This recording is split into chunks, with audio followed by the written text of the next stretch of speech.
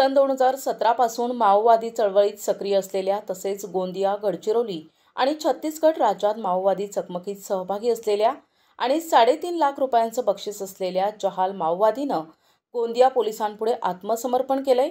देवसू उर्फ देवाराजा सोडी असं आत्मसमर्पण केलेल्या माओवाद्याचं नाव आहे. या माओवाद्यानं गोंदियाचे जिल्हाधिकारी प्रजित नायर, जिल्हा पोलीस अधीक्षक गोरख भामरे यांच्या समक्ष नक्षल आत्मसमर्पण योजनेअंतर्गत आत्मसमर्पण केलं आहे. ते आत्मसमर्पण केले आणि या अगोदर मागच्या 6 महिन्यामध्ये आपण 2 नक्षलवाद्यांची म्हणजे मागचं पूर्ण वर्ष मिळून आतापर्यंत 2+1 असे टोटल 3 नक्षलवाद्यांचे आपण आत्मसमर्पण केलेले आहे.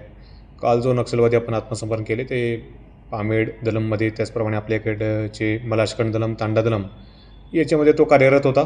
2017 ते 2022मध्ये तो या नक्षलवादी चळवळीमध्ये जहाल नक्षलवादी म्हणून कार्यरत होता आणि त्या दरम्यान त्याने अनेक चकमकींमध्ये सुद्धा सहभाग घेतला आहे.